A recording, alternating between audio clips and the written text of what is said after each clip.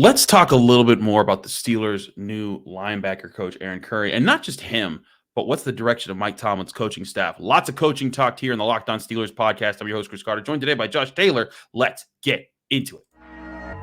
You are Locked On Steelers, your daily Pittsburgh Steelers podcast, part of the Locked On Podcast Network, your team every day.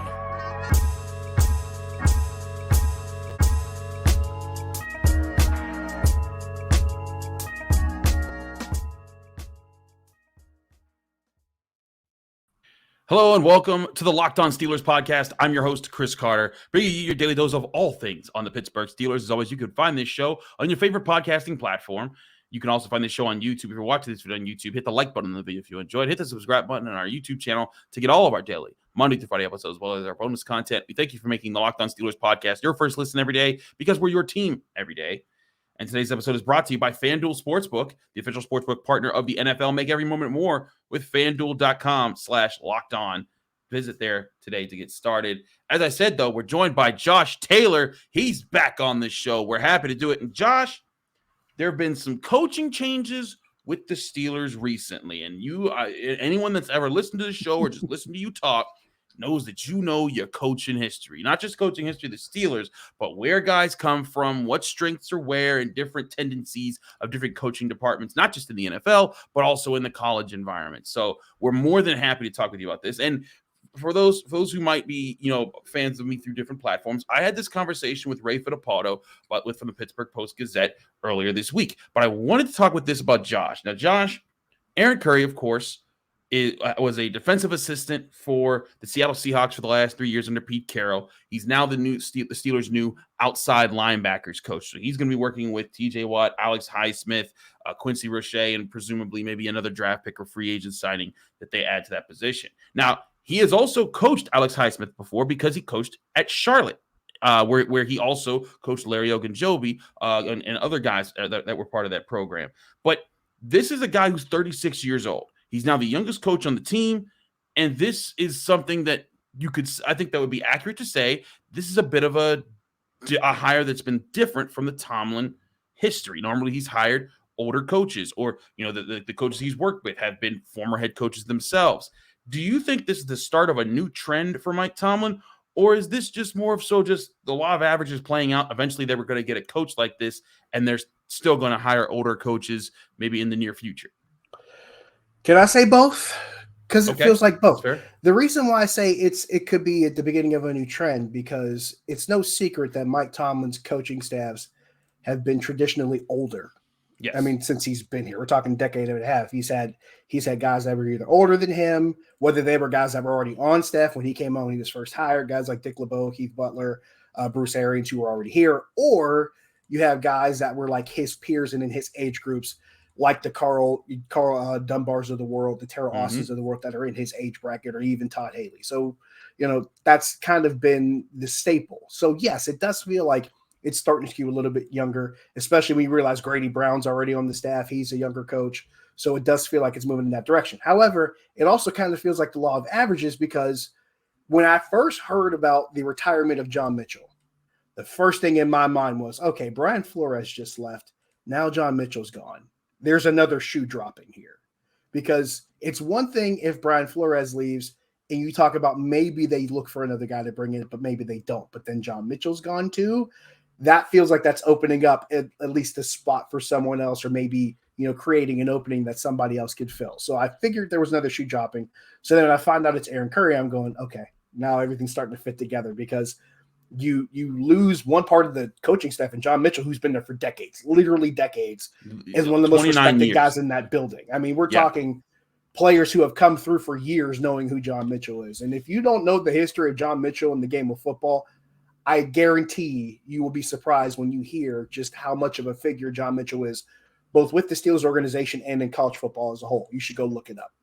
But I do feel like the departure of John Mitchell opened up an opportunity for, hey, the average age of this coaching staff is now going to go way down, because John Mitchell's been there for so long. And that's not a knock against John Mitchell. That's respect to a guy who's been in this game for a really long time. But it does open up an opportunity for the defensive staff to get younger, so to speak, or the staff as a whole to get younger. So, yeah, it feels like it ticks off both categories, so to speak.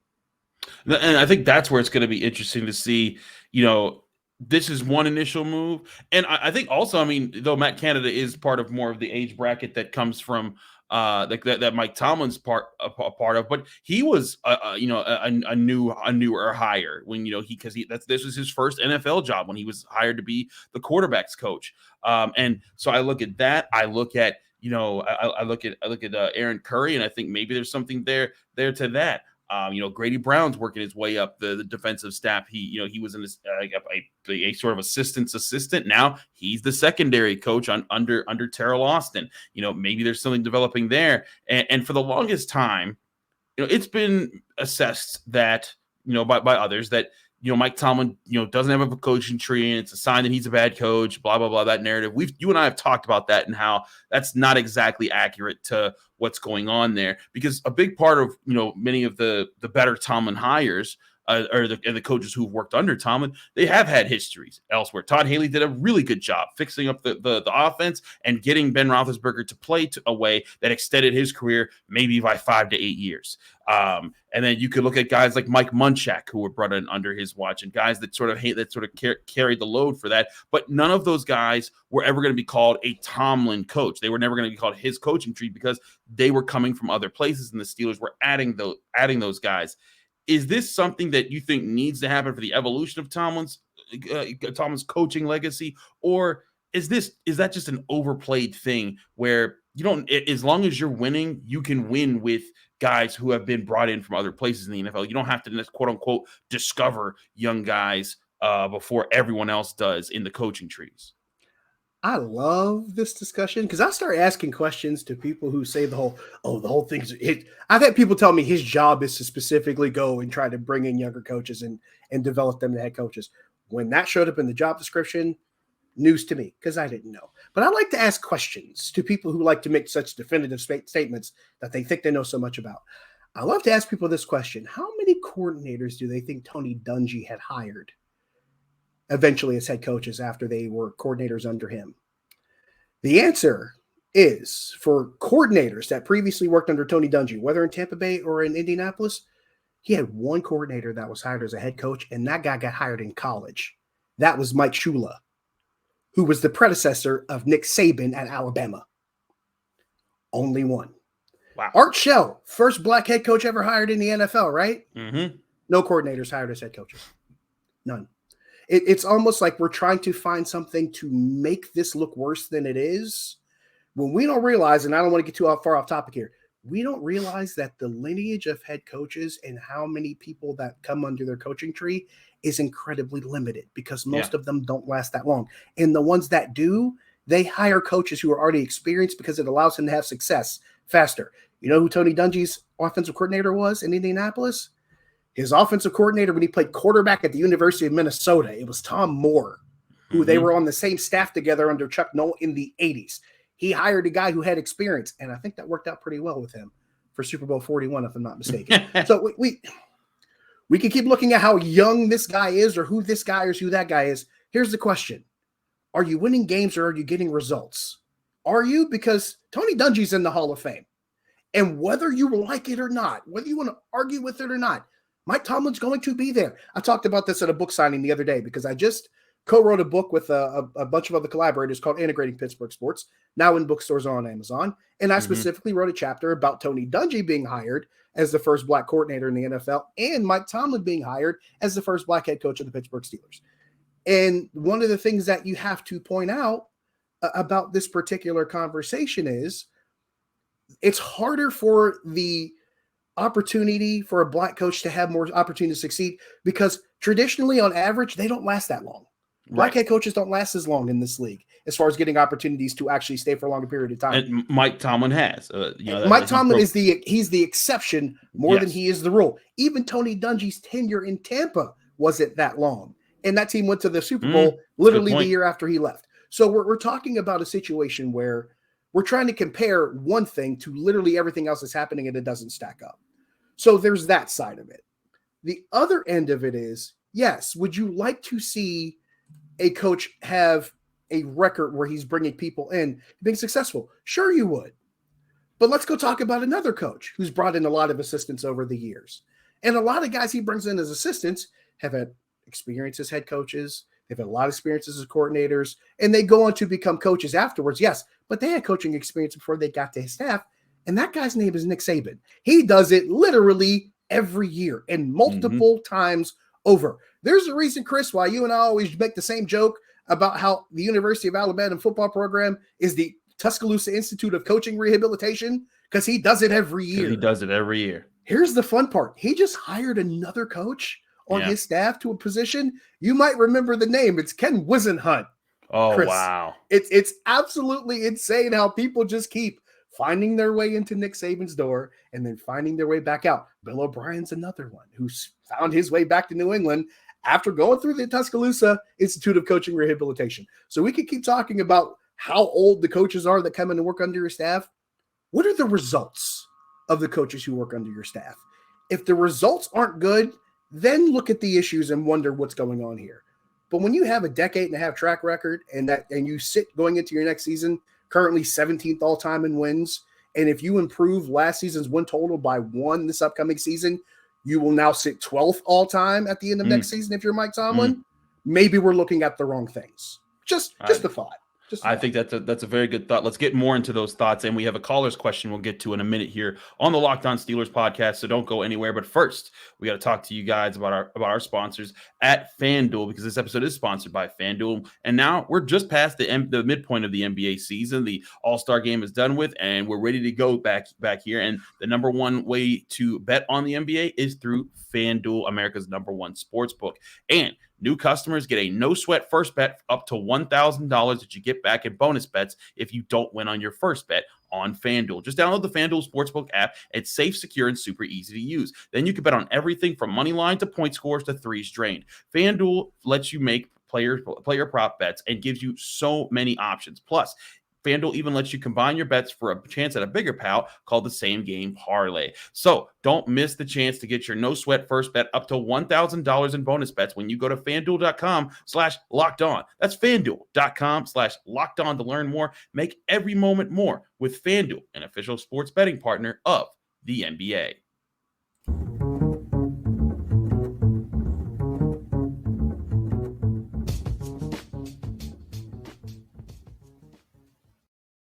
Back here on the Locked On Steelers podcast, I'm your host, Chris Carter, here with Josh Taylor of KDKA TV, 93.7 The Fan, all the things that he's always involved in, also an author of several different books that he's taken part of. But Josh, getting back into this question, there's because some people might push back on your comments like, well, I didn't like what I saw from the offense last year. I do think that there's a problem with that coaching, and that's something that I want to point at. And, it's reasonable to say the Steelers offense definitely did struggle, and it has struggled. Fair argument. You could certainly bring that up, but I think it's definitely obvious that the offense went through some natural growing pains last season. They had an offensive line that didn't gel until a little past the halfway point of the season. They had their star running back was injured for the first month and a half of the season. He was playing injured, and then eventually he kicked in. You had a rookie quarterback who didn't start until the fourth game of the season, and it took him time to kind of get his feet under him. And they finished 26th in yards in points, 23rd in yards. So they weren't exactly they weren't there's reason to be upset there. But I think again it goes back to, was it the coaching in those situations, or was it those natural causes? And, it points to, I think you could point to that a lot of times with the Steelers coaching issues. There's times where maybe you could put something to that. Adrian Clem didn't work out with the offensive line. The partial year that he was with the Steelers as their offensive line coach, went to Oregon. Now he's with the Patriots, and we'll see how that goes. But, those guys in 1 year with Pat Meyer, they did pretty solidly, especially in the second half of the season. It makes me wonder, Josh, what all needs to happen this season with the Steelers coaching staff to justify, hey, this group is going in the right direction. I don't know what as much as need to happen with the coaching staff as much as maybe getting more out of the personnel. I think that's it. That's the question. Are you going to get more out of what you have? And now you and I have talked about this. If there's a criticism, I'm going to levy at particularly Matt Canada with the offense, not scoring enough points and not getting the most out of what you have. And that's what pretty much any coach on any team at any level is tasked with doing. You are tasked. That is your specific aim, is to get the most out of what you have. And here's the crazy part. We can talk about the coaching and everything with this team. You just listed everything with the offense and where it was ranked in the league and everything. Now, bear in mind, they just played that season with a rookie quarterback, like you mentioned, second-year running back who was hurt for probably 25 to 30% of the season. I'll also throw in the fact that their best player on their roster, who was the best player on their defense, also missed, 7 games, almost half the season? And they won the same number of games last season as they did the year before with a nearly 2-decade-long career quarterback. So clearly, something actually was working better than we thought with the coaching staff. Because you figure with that kind of talent disparity, there should be a big drop-off, right? Same number of wins? Interesting. Very, very interesting scenario that they won 9 games at Ben Roethlisberger's last season, yet they still won 9 games a year after with Kenny Pickett and Mitch Trubisky at quarterback. So, little perspective for those of us to dwell with. But as far as getting what you expect out of the coaching staff, you want to see some growth. This is definitely true. You want to see some improvement. You'd love to see improvement on the offensive line. I would like to say you want to see improvement with the defense, but we got to see who's going to be on it first. We got to see who's going to be an inside linebacker. Because right now, there's only one name that's been in that group that's at least expected, not even guaranteed, but maybe expected to come back, and that's Miles Jack, only because he's still under contract. That may be different by the time the next time we're talking about this roster. This defensive line could look entirely different. There could be differences at corner. There could be changes there. There are guys that were playing corner this past season. There may be 3 or 4 guys that are gone by next year. A lot needs to change. So as far as what we expect to see out of the coaching staff, I could give you an answer, but the truth is we got to figure out who they're coaching first before we can have a more definitive answer on it on the defensive side. On the offensive side, I think we know who's coming back and you know what to expect. And I think it's pretty simple. You want to see this offense score more points. You want to see more development with the passing game, and you want to see them take the reins off of Kenny Pickett, so to speak, because now he's got a year in the game under his belt. He understands the game speed, and we know he's working in the offseason because we've already heard about it. We've seen videos about it. You've heard him talking about it, and you know now what he's being, privy to as far as him sitting in some of the meetings with the coaches after the games and watching the game film with them. So he knows exactly what he's walking into in this second season. So on that end of it, on the offensive end, score more points, be more efficient with the ball, get downfield more, and be able to compete in games with more complicated opponents. That's what I'm looking for on the offensive side. Defense, I think it's TBD until we see better understanding of the personnel. Now let's focus on that offensive perspective for a bit, because there's something that I brought up about maybe a couple weeks ago on this show as a topic, and we got a fan who called in and asked about this question again, and I wanted to get your thoughts on this question. Here's Michael from San Diego. Remember, you can call in to our show at 412-223-6644 to get on the show. Leave us in your name, your where you're from, and try to keep your message under a minute. We'll try to get you on the show. Michael from San Diego had a question about what the Steelers could do with the coaching staff, especially now that they're not firing Matt Canada. Here's Michael. Hey, Chris, this is Michael from San Diego. Just want to say, first of all, I'm a longtime fan of the Locked On Steelers podcast, and I think you do a great job. Just kind of holding it down during the off season. I really appreciate every kind of episode that comes out because I'm bored out of my mind. But my question is, considering Matt Canada, what do you think of acquiring a passing game coordinator? Because I think, as much as I hate Matt Canada, I think he does a good job in the run game. And I think if we add that kind of piece to our offense, I think we'd really succeed and Kenny would succeed. So thank you, first of all, Michael, to the question. Now, here's where I want to get your thoughts, Josh, because a quote-unquote pass game coordinator is a common thing that's being added at both college and pro levels. Usually they're just another coach who comes in and they focus on the route tree, the route concepts, how they mesh, and getting the receivers, the tight ends, and all the players to kind of work with the quarterback. Pitt has Coach Underwood, their receivers coach, do it. A lot of teams in the NFL, their pass game coordinator is their quarterback's coach, and the Steelers do already have a quarterback's coach in Mike Sullivan. Do the Steelers need a person to come in and help Matt Canada with the passing offense? Because he pointed out, and I want to get your thoughts. First of all, do you agree with the sentiment that Matt Canada is better at devising run schemes than pass schemes? And if so, does that mean the Steelers should get a pass game coordinator to add to the mix? I think it feels that way. And remember, we first talked about the promotion of Matt Canada, which I told you was coming a year ahead of time, by the way. You did. One thing I talked about was, there needed to be a reestablishment of the run game with this offense because it had been gone for half a decade because Todd Haley left after 2017. Le'Veon Bell never came back after 2017. And the run game went out the door of both of those guys. Granted, the offensive linemen stayed. A lot of the other guys on the offense stayed. And James Conner was there, but you never saw the same results in the run game that you had seen in those 4 years where Le'Veon Bell was just at his peak and performing at the level that he was. So I felt like there needed to be a reestablishment of that. And there has been this past season under Matt Canada. But I will also agree. By the way, Michael might have had the most fair and honest assessment of Matt Canada I've ever heard. I've never heard somebody say, I hate Matt Canada, but he's okay with the run game. Michael, I respect that. Thank you for being honest. I can appreciate that. I also love the fact that the Locked On Steelers podcast audience is all over the country. Yes, it is. I tip my hat to you for that, Chris, because that's really your work. But the fact that this fan base is all over the country and people it's Steelers really fans, wailing this show, They're it's mind blowing. everywhere. I think it's awesome. Yeah. But to answer the question, I don't think it's that crazy of an idea to bring in a passing game coordinator. Like you said, it's something that's stretching all over the game now. It's on different levels. I'll make this little, you know me, I like to make my little connections from place to place. We like to hear Kenny Pickett talked about as far as comparison to other quarterbacks.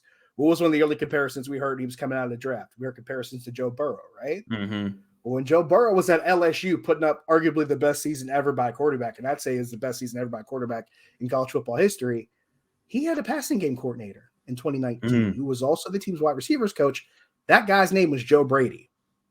Joe Brady, after that season in LSU, got the job as offensive coordinator with the Carolina Panthers. He worked his way up into the program. So, yes, having a passing game coordinator isn't that crazy of a thing. I think if you can find somebody that's you feel is qualified enough to do that, I think it's a great idea. We've seen teams hire passing game coordinators that might have been maybe former offensive coordinators. They may be in line for head coaching jobs. They may have the, maybe passing game coordinator / assistant head coach role. We've seen that happen here and there. It's one of those things that you can kind of make it and shape it the way you want to be. Remember, Andy Reid, when he got to Kansas City, he brought Brad Childress in as assistant head coach. And I think he was called at one point, I think he was called the spread game coordinator or whatever. Like he was just for the spread offense. That was his job, is to kind of retool the offense into more of a spread type look. So you can have that kind of position with a coach that's qualified and get the result you're looking for if you bring in the right guy and he meshes with what you're doing. I think it's a great idea. And actually, you are correct. When he was hired by the Chiefs in 2013, his official title for 3 seasons was spread game analyst before he became the offensive coordinator in 2016 and an assistant head coach in 2017 before going off to join the Bears. Here's the fun part. I'm glad you brought up 2016. While Brad Childress was the offensive coordinator of the Chiefs in 2016, he was watching a college football game and he saw some things that he liked and he thought they were really interesting. He's like, I'm about to bring this full circle, y'all. I'm about to bring full circle. You know me, I love full circle. Oh, that's stuff we could probably add to our own offense and make it a little bit more interesting. The game he was watching was Pitt versus Syracuse. And he watched Pitt hang up 76 points with Syracuse at Heinz Field. And that Pitt offense was led by, wait for it, Matt Canada. Oh my gosh. You just blew my mind. Like, that's ridiculous. I didn't even think about Brad Childress in that context, but that's wild. Here's another Brad Childress story. I'll throw one more in there. Brad Childress, when he was hired to be head coach of Minnesota Vikings in 2006, had a pretty interesting staff. He had some fun guys on that staff. Guys like Joe Woods, who was the former defensive coordinator for the Cleveland Browns this past season before he got fired. Guys that on that staff that were like Kevin Stefanski, wasn't a special assistant to the head coach that year. His defensive line coach was a guy named, I don't know if you've heard of him, Carl Dunbar. I'm sure you know that name. Then he had a running backs coach named Eric Bieniemy. Go figure. Get out of here. Then he hired a defensive coordinator who had already had 5 years of experience in the league as a position coach. His name, Mike Tomlin. Wow. Brad Childress has a lot of ties to this organization. It's fun to, kind of put those things together. There's a lot of ties there. Heck, I don't think he's employed in the NFL right now. Maybe the Steelers could call him up.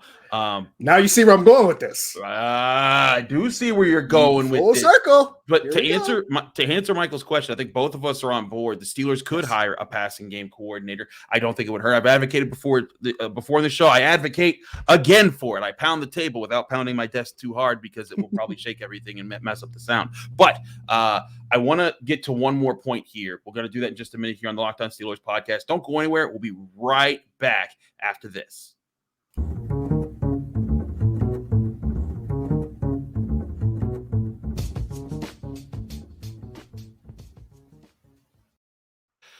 Back here on the Locked On Steelers podcast, Chris Carter here with Josh Taylor, 93.7 The Fan and KDKA TV.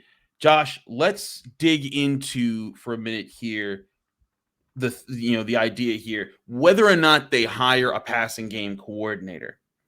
Does thinking about Matt Canada's his expertise maybe leaning more to the run game and scheming up ways to succeed with the run game, does that even emphasize the priority of getting offensive line men? And I say men as in plural in this NFL draft class who are going to boost up this offensive line by a lot, because I did my first mock draft on Monday, our Monday mock draft, our 1.0 here on the Locked On Steelers podcast.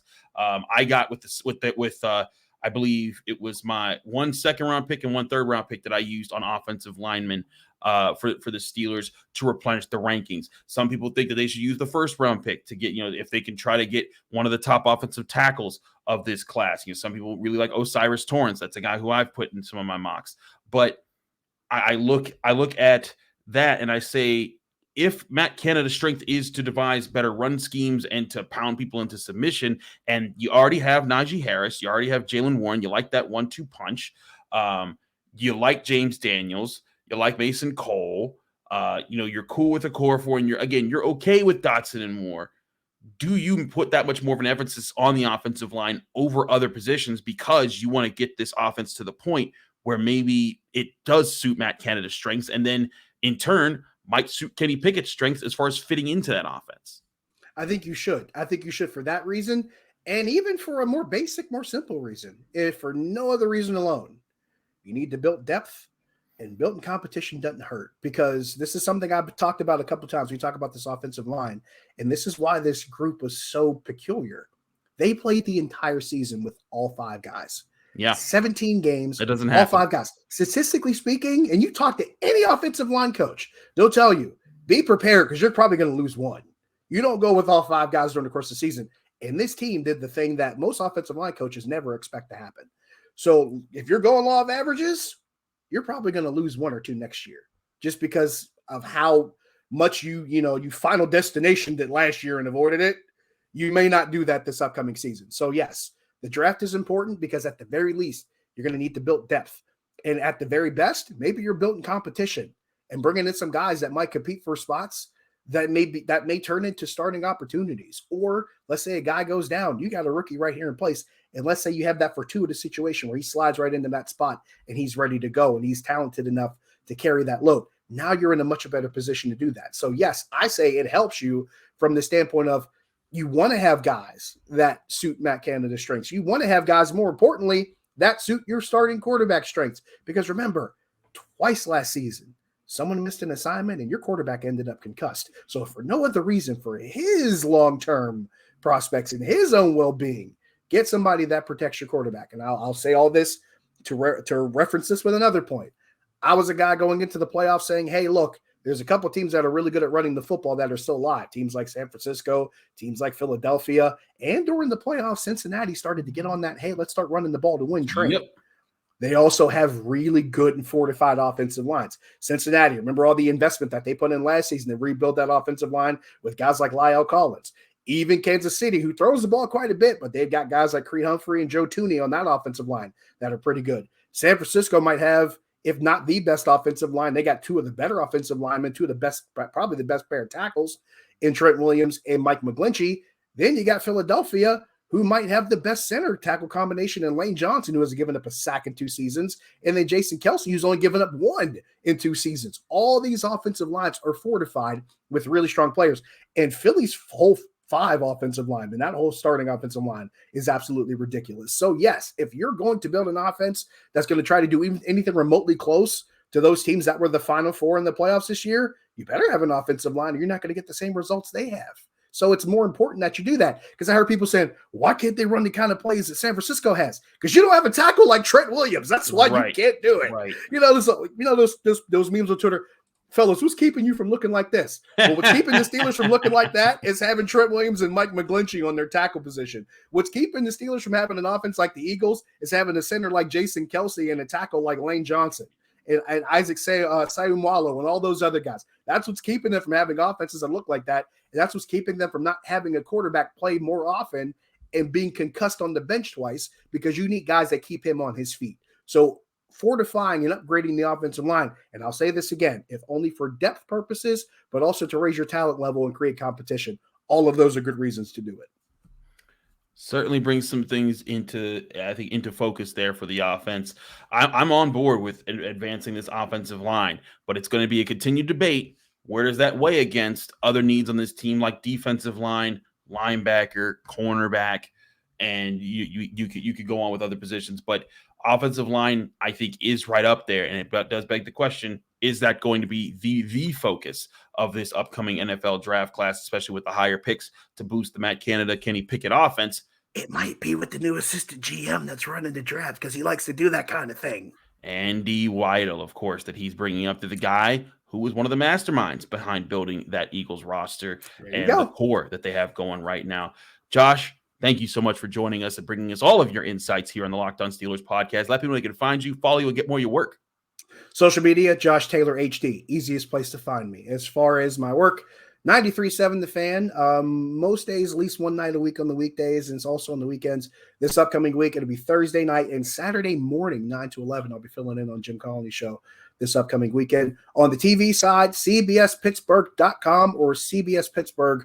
I think there's a CBS Pittsburgh app, or you can go and online for different services and Fire Stick and all that stuff to find CBS Pittsburgh. You'll find me there too. I'll be there Saturday night. So there you go. Well, we appreciate you taking time from that busy schedule to join us here on the Locked On Steelers podcast. I'm your host, Chris Carter. Follow me on Twitter and Instagram at Carter Critiques. Check out this show, Locked On Steelers, on Apple, Spotify, Google Podcasts, Odyssey, YouTube, anywhere podcasts are hosted, especially on YouTube. Like this video if you enjoyed. Subscribe to this YouTube channel to get all of our daily episodes. And thanks again for joining us. You can also read my work at the Pittsburgh Post-Gazette, where I cover all things Pitt athletics. I'm actually, just now after recording this, breaking stride with the show. We record this on Tuesday. I have to jump to the Pete, where they're going to take on Georgia Tech. If you want all the coverage of Pitt hoops and their rise this year, go to post-gazette.com to get that there. Thanks again, everyone. We'll be back tomorrow with Wes Euler breaking things down here on the Locked On Steelers podcast.